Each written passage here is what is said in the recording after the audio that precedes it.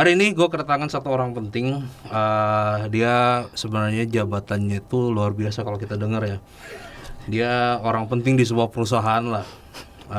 Saya jabarin aja, posisinya adalah seorang direktur.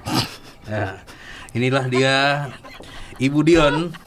Halo. Seorang direktur apa? Kesenian sih, art sih. Oh, direktur kesenian.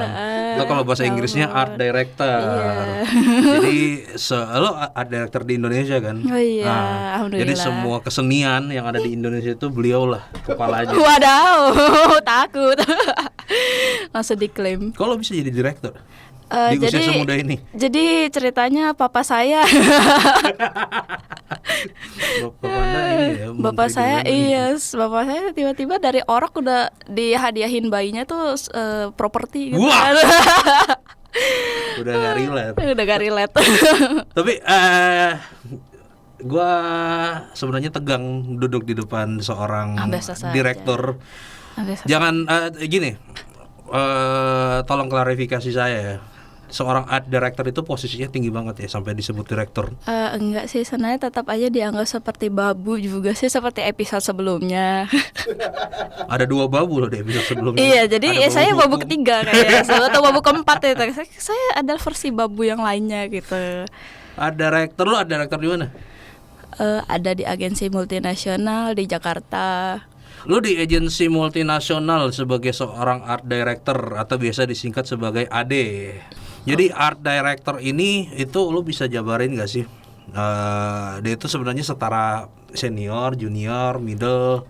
Ya, di bawah itu ada junior graphic design dulu, terus nanti baru jadi senior. Abis jadi senior nanti bakal dites lagi apakah bisa jadi junior art director dulu gitu. Oh. Tiap tingkatan tuh pasti selalu dikasih tes gitu. Terus di atas junior art director jadi art director, dan di atasnya lagi jadi group head, di atasnya lagi jadi creative director. Jadi sekarang itu lu ibaratnya kalau Ragnarok nih ya, lu job level 2 ya? Gue kayak baru level 1 deh, baru gue pilih acolyte gitu. Baru jadi mage atau jadi apa gitu, baru job 1. Acolyte gak lompat ke mage dong. Iya, gak bisa. Katakan misalnya lu swordman, lu setara swordman atau paladin nih sekarang. Orang gak relate ya pas ini. Gak relate ya. Tahun permainan jadul. Berarti lu ini kan udah di atas ya graphic designer dong berarti. Lu udah berapa tahun? Iya, sejauh ini sih gue udah 6 tahun ya kerja. Nani? Berapa? 6 tahun. 6 tahun? Serius loh? Jadi apa 6 tahun? Pak, lu nggak bohong kan ini narasumbernya kan? Enggak. Kan kelihatan muda, Pak. Oh. Karena kerjaannya santai, enak. Wadaw. Iya. Wow. Nggak seperti orang legal sama iya. AE kemarin ya. Iya, tidak. Yang kemarin itu kayaknya dia banyak pressure-nya banget tuh. Iya. Masih ada di belakang kamera. Tadi gua mau ngomong apa lagi, gua lupa. Oh ya. Apa tadi, art director, lu udah 6 tahun di situ berarti? Enggak, kan kayak tadi tingkatan. Gue melewati graphic desainnya dulu dari junior ke senior gitu, terus gue baru dinaikin jadi art director sekarang ini. Jadi dalam waktu kira-kira 5 tahun lah ya jadi graphic design ya. Jadinya sekarang baru setahun pertama gue menjadi art director kayak gitu. Jadi kalau misalnya gue ajak lu ngobrol soal keresahan-keresahan di dunia desain bakal relate dong ya? Wow. Oke. Wow, selamat datang di BDSM desain. Apa Nggak tahu. Wow. Sebelum kita ngobrolin soal keresahan saya nih sebagai seorang desaineran ya, walaupun kita di e-commerce, gue mau tahu dulu, lu background pendidikannya apa? Gua Gradient, kuliah. solid. Oh iya, apa ya? Backgroundnya apa? Gua kuliah di FSRD. Jadi di kuliahannya itu tuh diajarin kayak sana ada tiga jenis pelajaran ya. Sorry. FSRD itu Fakultas Seni Rupa dan Desain ya. Yes. Nah, ini buat orang-orang kampung di sana. Jadi jadi kalau tergantung sih kampusnya di yang beda-beda gitu kan. Kalau di kampus gua itu ada 3 jurusan periklanan, jurusan graphic design, sama jurusan multimedia. Oke. Kalau graphic design itu lu lebih belajar packaging gitu-gitu dan brosur, desain layout gitu kan. Kalau di periklanan itu lu belajar tentang mencari ide untuk mengiklankan gitu loh. Jadi lo lebih ke konsep gitu. Idenya lah, isi kepalanya gitu. Kalau multimedia itu lo lebih kayak fotografi gitu, terus video gitu. Kayak gitu-gitu. Motion, 3D kayak gitu-gitu. Ya bikin ya pakai tools gitulah ya. Operator lah ya. Operator, tukang. Dan lo dari 3 itu yang lo ambil gue di periklanan. Oh ya, pantasnya jadi AD ya. Enggak, karena saya malas kerja. Saya mau nulis aja. Memang dari ketiga jurusan itu tuh kayaknya yang lebih murah dari sisi persiapan perekonomian sih ya. Iya, hanya paper dan pensil kan ya, hanya ide gitu. Yang satu mesti laptop yang rendernya kuat, yang satu harus ada kameranya. Memang luar biasa. Jadi saya beli yang murah saja kan. Ya inilah saya.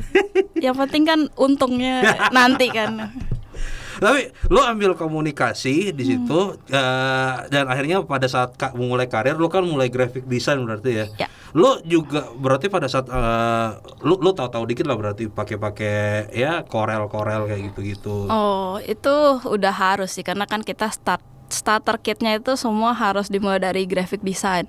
Jadi minimal itu lu harus ngerti basic-basicnya sih. Tapi tergantung sih, kalau gua kan palu gada ya. Jadi kalau gua kan karena butuh duit ya, jadinya semuanya itu harus bisa gitu kan. Apalagi di zaman sekarang tuh kayak permainan harganya itu.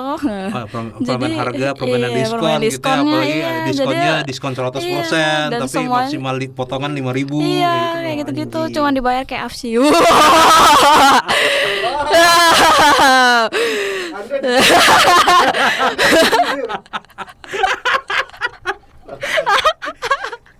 Enggak canda.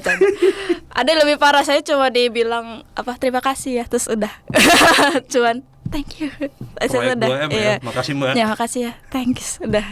Itu lebih parah menurut gue. Jadi KFC itu udah lebih setidaknya saya dikasih makan loh. Bangsa. Pulang. Gue yang pulang kalau di roasting. Ini anjing juga mulutnya. Waktu lo di seni rupa dan desain gini ya, ini mungkin lo bisa bantu gue juga untuk ngasih gambaran gitu sebenarnya untuk persiapan karir pet di jalur desain itu. Kan ini suka ada ada 2 jalur lah, desainer otodidak sama yang lewat jalur akademisi gitu kan. Lo lewat jalur akademis berarti kan, seni rupa dan desain kan. Gue campur sih setengahnya. Oh, lu di tengah-tengah berarti. Gue di tengah-tengah. Iya, tapi lu punya dasar ini berarti akademis kan? Iya sih. Kalau ditanya Nirmana Dwi Matra Timatra, lu tau lah kan? Enggak. Wah, goblok juga nih. Itu apaan? Lu nggak tahu? Enggak. Apa itu? Ya ada tolong jelaskan, biar saya belajar hari ini. Jadi Nirmana itu Dwi Matra sama Trimatra itu sebenarnya nantilah gue juga udah lupa sih. Dia juga lupa.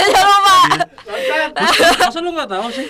Itu semester awal-awal loh itu. Kayak udah gak ada deh di zaman gue jelaskan kayak gitu, kayak agak atau gue lupa atau itu tidak penting, jadi nih kayak gini nih. Oh ya ampun, iya itu ada tapi itu tidak digunakan zaman sekarang. Oh ya? Apa sih? Hah? Iya, jadi kalau Dwi Matra itu yang 2 dimensi, Trimatra itu yang 3 dimensi. Lu main ritme, pokoknya di bagaimana komposisi visualnya gitu. Lu main di situ. Enggak? Belajar sih. Belajar kan? Belajar. Poin gue bukan itu sebenarnya.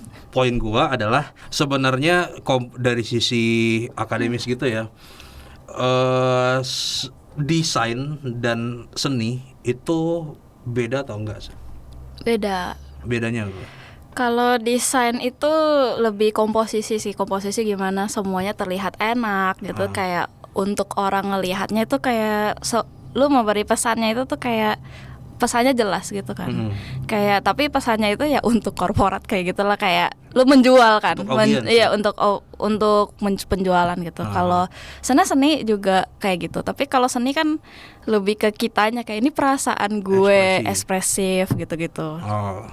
Dan kenapa sih seorang orang tuh kalau desainer ya perlu untuk tahu fundamental teori-teori desain seperti itu? Lu belajar teori kan dulu waktu kuliah? Belajar, tapi saya sudah lupa semua, kayak itu tidak penting. Ternyata di dunia kerja itu tuh sangat berbeda. Jadi iya, sangat berbeda. Jadi Serius kayak semua yang gue pelajarin itu tuh kayak ya mungkin ada beberapa, tapi kayak 80%-nya itu gue mendapatkan di dunia kerjanya langsung sih gitu. Anjing, ini dia mematahkan asumsi gue, berarti ini menarik ini. Kenapa? Kita melakukan debat nih jadinya. Karena gini, gue tuh sering campaign gitu ya, bahwa sebenarnya fundamental dan teori itu penting banget di dalam kalau lu kerja di desain gitu. Dan ternyata lu membuktikan selama 6 tahun ini itu lu nggak benar-benar memakai itu gitu. Karena apa ya? Karena emang teori itu kan dipakai kan. Tapi seiringnya zaman, apalagi digital ya, itu tuh cepet banget perubahannya gitu. Jadi teori yang udah dikasih ke kita dulu itu tuh kayak zaman dulu banget. Jadi zaman sekarang itu tuh udah kayak gak berfungsi. Jadi kita mesti kayak cari teori baru lagi gitu yang kitanya yang harus mengejar perubahan banyak gitu. Apalagi kayak setahun aja tuh. Ini juga kejadian sih kayak kemarin gitu kan, kita lagi belajar juga teori research gitu kan. Kayak dari bertahun-tahun yang lalu teorinya itu ada misalnya ada 20 tema lah gitu kan, yang bisa lu gunakan untuk penjualan gitu kan. Tapi setelah nextnya lagi ternyata ada tambahan lagi nih, karena sudah berubah. Maksudnya untuk sekarang ini di mana audiensnya itu sangat pengen apa-apa instan, cepet, terus jadi tuh untuk mengambil attention mereka dengan cepat, itu juga ada tekniknya lagi dengan yang baru kayak gitu loh kayak. Jadi semakin cepatnya perubahan ini juga teori kita juga berubah lagi gitu, kayak ternyata zaman kemarin itu tuh jadul tuh udah nggak berfungsi lagi gitu. Di sini yang gue pelajarin adalah intinya ketika lo udah wisuda, lo nggak boleh sudah. Iya, sudah. Lu harus tetap belajar. Tetap harus belajar berarti ya. Ya berarti pas lu awal-awal juga sebenarnya masih kepake juga dong ininya, teorinya. Gua maksa lagi sama argumen gue. Iya deh. Tapi lu start karir lu pertama di graphic design itu tahun berapa? Tahun 2017 ya kalau salah. 2017 itu udah zaman-zaman AE lah ya. Bukan akun eksekutif, ada AI, sorry, Illustrator. Orang udah pakai Illustrator kan di situ ya. Oh iya, Illustrator apa nih? AI Adobe Illustrator gitu. Ya. Oh ya udah. Udah. Lu udah nggak pakai Corel dong di situ ya? Oh, udah enggak. Sebenarnya ada sih tapi. Gua masih lagi tahun ini.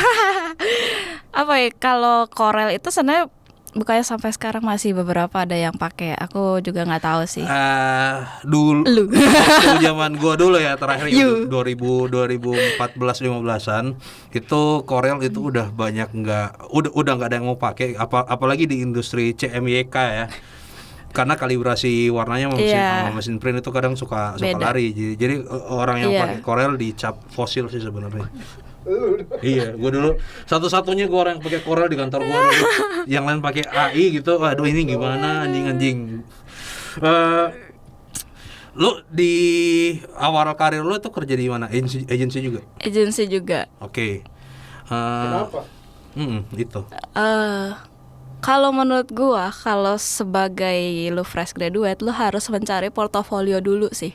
Mencari portofolio sebanyak-banyaknya. Kayak emang sih gak enak kalau graphic design itu tuh awal-awalnya lu harus palu gada, kayak bisa semuanya dulu kan. Karena lu kan masih mencari jati diri nih, lu maunya apa. Kalau beda sih kalau lu ternyata dari awal udah mau ini gitu, udah mau misalnya gue udah mau multimedia nih, ya udah lu langsung ke PR misalnya kayak gitu.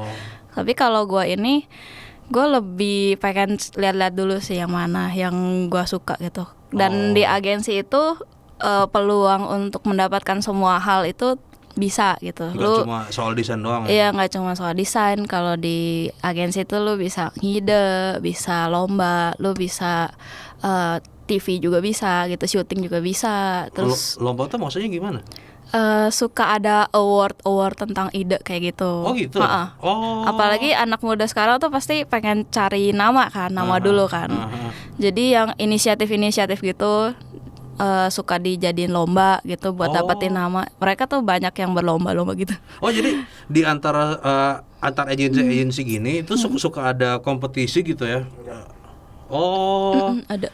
Tapi ini agensinya periklanan ya? Agensi Iya, periklanan. Oh ya. Dan misalnya nih kantor lu menang, itu berarti lu sebagai orang yang ikut lomba itu, lu yang take credit juga di situ, nama lu juga naik. Oh berarti. iya. Iya. Lions ya?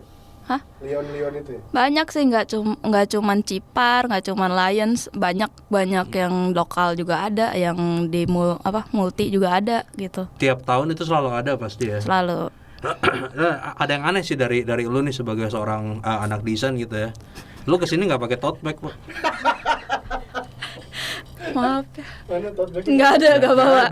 Itu kan Tas kecil. tote bag kan wajib itu buat anak desain itu, anak Template-nya seni. ya. Iya. Bucket hat udah. Bucket hat, terus di M-Block sih. Iya, M-Block gitu kan. Aduh.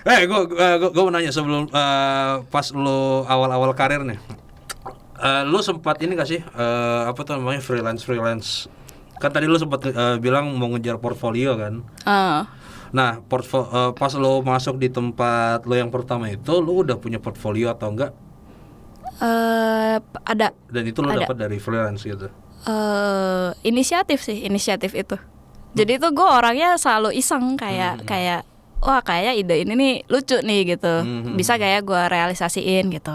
Atau kadang teman-teman gue yang gue butuh desainer nih tapi iseng-iseng doang buat bikin aplikasi misalnya kayak gitu. Bisa gak ya sampai ke pemerintahan misalnya kayak gitu. Berarti langsung ke pemerintahan ya, langsung nyoba. Berarti lo pernah bikin aplikasi untuk pemerintahan dong berarti ya? Niatnya seperti itu, tapi susah kan, jadi susah. tidak jadi. Susahnya Tidak. kenapa kalau saya boleh tahu? Uang. We need money. Saya pikir karena ngedesainnya susah gitu. Kalau lo punya iya, portfolionya desain. boleh tunjukin ke saya coba review di sini. Aduh, takut. Di roasting di depan. Gue mau nanya pendapat lo soal Project 2M. Makasih Mbak, makasih Mas. Oh iya. Untuk desain ya. Oh iya. Tapi ini perspektifnya sebagai orang yang baru awal memulai karirnya sebagai desainer, itu sebaiknya dihindari atau enggak sih? Sebaiknya dihindari sih. Oh ya? Biar menurut gua disiplin ke diri sendiri. Maksudnya kayak iya sekali dua kali digituin nggak apa-apa gitu. Tapi jangan setiap kali digituin gitu. Tergantung sih, kalau lu maunya cari portofolio dan lu nggak apa-apa digituin, ya silakan gitu. Itu kan pilihan Anda gitu. Tapi lo dulu ambilnya mana? Lo menghindari atau? Gue menghindari sih. Oh ya? Karena itu berarti ya pertama gue salah menemukan target kali ya, target penjualan gue gitu. Sampai orang itu nggak ngerti sebenarnya tuh gue tuh kerja gitu, bukan gambar-gambar doang gitu. Berarti lu harus mencari target yang benar, ke lingkungan yang benar juga gitu. Itu pun juga sebagai salah satu langkah lo untuk membangun branding bahwa apa yang lo kerjakan itu sebenarnya duit. bukan satu-satu. Iya, bukan simpel. Ya. Walaupun cuma klik-klik doang sih kalau Jadi desain. iya, jadi sebenarnya ya mendidik orang lain juga lah, kayak sebenarnya tuh gue kayak gini juga kerja, bukan main-main doang kan gitu. Nah menariknya ini nih, berarti kan di situ lo udah memfilter potensi portfolio yang masuk gitu ya. Berarti bisa gue bilang pada awal-awal mulanya itu lo portfolionya dikit banget. Lumayan sih. Kalau dibilang dikit juga enggak juga. Dikitnya itu tuh seberapa ya? Kalau gue sih udah siapin kira-kira kalau gue mau lamar setidaknya ada satu lah minimal di semua bidang gitu. Di semua bidang. Misalnya gue fotografi, gue segini nih skillnya gitu. Lu terima gak gitu. Kalau video segini nih gue videonya gitu. Terus motion juga segini nih hasilnya gitu. Setidaknya gue punya semua, tapi masing-masing satu kayak gitu. Minimal gitu. Gue ada pertanyaan dong. Ini kan tadi lo sempat bilang bahwa lo udah 6 tahun ya di dunia desain gitu kan, graphic design, terus sekarang ke art director gitu. Nah pertanyaan gue sih sebenarnya gini, dari jenjang junior graphic designer sampai senior sampai AD, dari masing-masing itu tuh skill apa sih yang akhirnya tuh perlu lo upgrade untuk mencapai itu gitu? Oh, Jadi waktu saya Bukan Anda. Oh, Iya. skill problem solver sih menurut gua Ketika di mana tuh? di semuanya. Tiap Karena semakin lo jenjangnya itu semakin Tadi lu bilang apa? tiap jenjang. Tapi coba gua ada lelucon di situ ya. menurut gua semakin lo naik jabatannya tuh pasti problem solve lo makin digunakan gak sih gitu, kayak semakin karena semakin lo naik jabatan pasti problemnya semakin gede dong gitu, dan lo harus bisa gimana solusinya gitu. Kalau dari sisi soft skill misalnya. Hard skill. Hard skill tergantung sih. Tergantung mereka maunya ngambil apa. Kalau misalnya kalian maunya advertising, berarti kalian harus kuatin di referensi, di ide gitu. Kalian harus sering-sering ngelihat iklan luar negeri gitu. Jangan ngelihat iklan di sini aja gitu, karena referensinya kan banyak ya. Jadi dan apalagi update terus ya. Terus gampang lewat gitu loh. Gampang hilang. Gue punya pertanyaan soal nyari referensi di luar negeri deh. Jadi spesifiknya luar negerinya itu di mana gitu. Kalau misalnya gue ambil iklan di Afghanistan misalnya, atau di Afrika gitu kan, iklan air minum kan nggak mungkin loh. Wadaw. Banyak kan websitenya kayak Behance gitu, Pinterest kayak gitu loh. Terus satu website award juga banyak kan, kayak Emmy Award atau apa gitu. Citra Pariwara itu yang paling lokal lah ya menurut gua. Kayak semua ide di situ lu bisa lihat sih hasilnya kayak gimana. Itu juga udah lumayan sih. Waktu lu mau pindah nih dari graphic designer ke art director, lu bilang kan sempat dites kan? Iya. Tesnya tuh kayak gimana? Tesnya itu gimana lu bikin iklannya sih. Lebih ke ide bikin iklannya, ceritanya apa gitu. Terus bagaimana orang bisa bagaimana caranya lu membuat orang itu menonton iklan dan pesannya itu tersampaikan kayak gitu. Oke. Lebih ke idenya sih. Berarti memang selama lu bekerja sebagai art director itu pusingnya itu sebenarnya lebih ke bikin skenario. Iya, pusingnya itu kayak bikin ceritanya ini mendingan ceritanya nyambungnya tuh gimana ya, apalagi kalau kliennya tuh nggak suka, terus kita jadi mesti cari opsi lagi yang lain yang lebih masuk akal karena harus menambal cerita yang udah ada di depannya lagi gitu. Atau malah bahkan kadang lu muncul dengan satu cerita, tapi dengan beberapa kondisi lu harus muncul dengan cerita yang benar-benar baru gitu ya. Iya, itu udah sering terjadi, kayak kita bisa kasih opsi 15 cerita atau berapa cerita, 10 cerita gitu. Anjing banyak juga ya. Nggak tahu, kayak kantor gue doang deh. Tapi kan kalau kayak gitu modelnya lu itu nggak boleh bekerja dengan mood dong. Iya kan? Sebenarnya sih iya. Tapi kenyataannya lu tetap bekerja dengan mood. Iya. Soalnya saking kayak kita nggak boleh kerja pakai mood tuh, kita sampai harus bikin mood kita bagus sendiri gitu. Kayak kita ya sendiri ya harus ayolah happy gitu. Happy walaupun kita happy tapi nangis. ya happy gitu. Gue pengen tahu cara lo mengakali itu ya. Ketika lo harus ada di dalam kondisi lo harus bikin at least 20 cerita lah gitu. Tapi ya anjing lo mati misalnya tadi siang. Wah itu kayak gue nangis tapi tetap nulis cerita sih, kayak bego lo kayak gitu, nangis. Apa ya? Lebih ke ngakalin ini gimana cara ngakalin mood gitu. Pertama gue fokus dulu sih ke yang gue suka dulu. Misalnya gue masih, biar gue nggak ke distract, gue masih denger lagu heavy metal misalnya kayak gitu. Kayak biar kepala gue keisi semua gitu, berisik. Jadi gue nggak mikir kayak gitu. Sambil gue cari-cari referensi, tapi gue sambil kayak berisik aja kalau gue ya. Jadi kayak memang nyari atau enggak lagu apa yang nggak perlu heavy metal sih, kayak itu pusing juga sih. Kayak lagu apa yang lu suka atau gimana gitu, atau kalau Pokoknya lu nge-spend sedikit waktu lu untuk membangun moodnya dulu ngebangun gitu, mau moodnya itu dulu, denger makan lagu, dulu kayak makan, mandi nyapu pakai gitu, sabun. sabun. Nggak, pakai sabun. Sabun kata gua, sabun. Mandi pakai sabun. Ya, oke.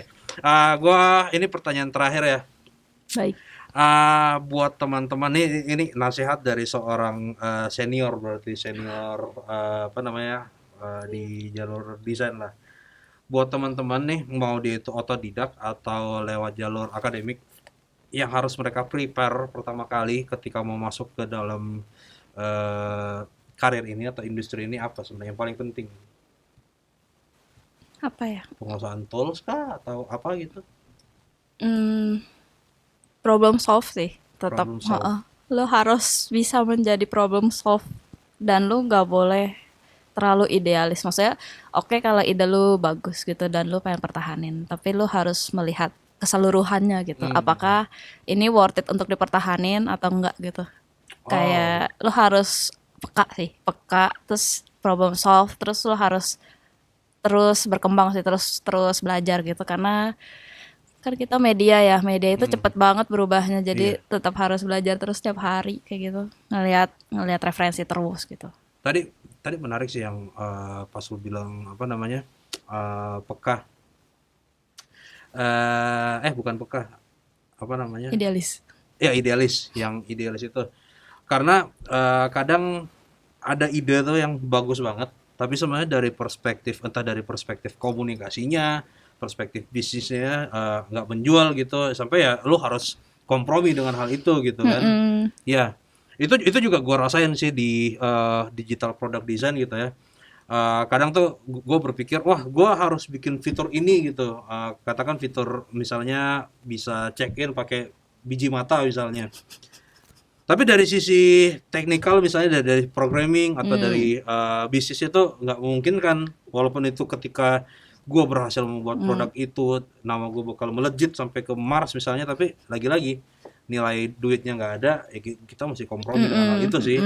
Kuncinya memang di satu problem solving, dan lo nggak usah idealis banget lah ya, karena lagi-lagi bensin lo itu nggak bakal bisa diisi dengan idealisme. Ya, life sucks. Dua kata yang anjing. Oke, baiklah kalau gitu, Ibu Direktur, Ibu Baik, Dion, Pak Wahyu. terima kasih udah meluangkan waktunya datang ke sini. Baik Pak Wahyu. Kok lu tahu? Oh iya kan. Ya mudah-mudahan karir lu bisa semakin melejit lagi. Besok-besok lu bisa menjadi head of director. Head of director tuh Apa itu? Gue nggak ngerti apa itu. Tapi kayaknya saya mau buka toko aja deh. Gimana kalau buka toko aja kita jualan?